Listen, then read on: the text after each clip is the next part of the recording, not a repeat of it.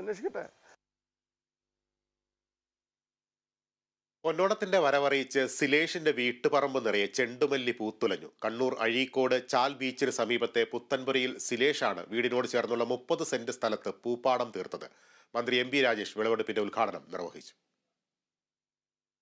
ജില്ലാ പഞ്ചായത്തിന്റെ ഓണത്തിന് ഒരു കൊട്ടപ്പൂവ് പദ്ധതിയുടെ ഭാഗമായാണ് തുടർച്ചയായി 4ാം തവണയും സിലേഷ് പൂക്കൃഷിയിൽ നൂറുമേനി കൊയ്യുന്നത്. കുടുംബാംഗങ്ങളടങ്ങിയ നന്മ ഗ്രൂപ്പാണ് കൃഷി നടത്തുന്നത്. ജില്ലാ പഞ്ചായത്തിൽ നിന്ന് ഒരു ഗ്രൂപ്പിന് 300 തൈകളാണ് നൽകുന്നത്. ബാക്കി തൈകൾ വിത്തുമുളപ്പിച്ചുണ്ടാക്കിയവയാണ്. പച്ചക്കറികൾക്ക് ഉപയോഗിക്കുന്ന ജൈവവളങ്ങൾ ഉപയോഗിച്ചാണ് പൂക്കൃഷി.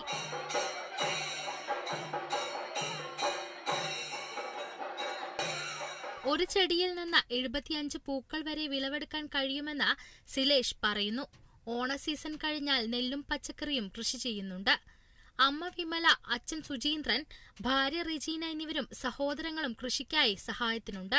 പല നിറത്തിലുള്ള പൂക്കൾ നിറഞ്ഞു നിൽക്കുന്ന 1000 ഇടങ്ങളാണ് കണ്ണൂർ ജില്ലാ പഞ്ചായത്ത് ഈ ജില്ലയിൽ സൃഷ്ടിച്ചിട്ടുള്ളത്. ഇപ്രാവശ്യത്തെ ഓണം നമുക്ക് എല്ലാവർക്കും അറിയാം. വയനാടിന്റെ ഹൃദയഭേദകമായ ദുരന്ത പശ്ചാത്തലത്തിൽ വേദനാജനകമായ ഓണമാണ്. പക്ഷേ ആ വേദനയെയും ദുരന്തത്തിന്റെ ആഘാതത്തെ ഒക്കെ മറികടക്കാൻ ഇതുപോലുള്ള പ്രവർത്തനങ്ങൾ സഹായിക്കും എന്ന് നമുക്ക് പ്രത്യാശിക്കാം. 10,000-ലധികം വാടാർമല്ലിച്ചെടികൾ ഇവിടെ പൂത്തു നിൽക്കുന്നുണ്ട്.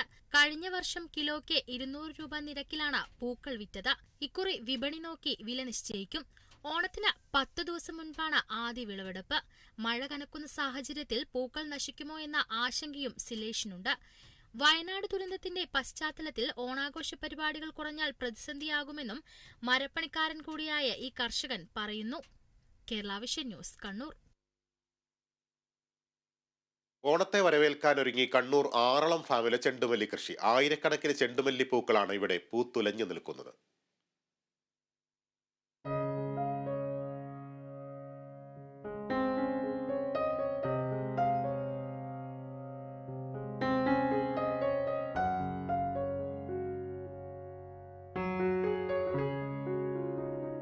നഷ്ടങ്ങളുടെ കണക്ക് മാത്രം പറയാനുണ്ടായിരുന്ന ആറളം ഫാം ഇപ്പോൾ വൈവിധ്യവൽക്കരണത്തിന്റെ പാതയിലാണ്.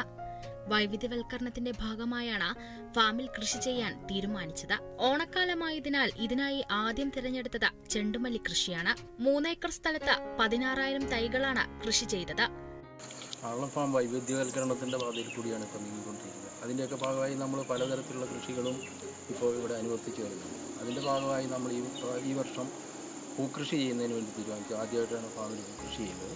ഇപ്പോൾ ഏകദേശം നമ്മൾ 3 ഏക്കർ സ്ഥലത്ത് പൂക്കൃഷി ചെയ്തിട്ട് കഴിഞ്ഞ ജൂലൈ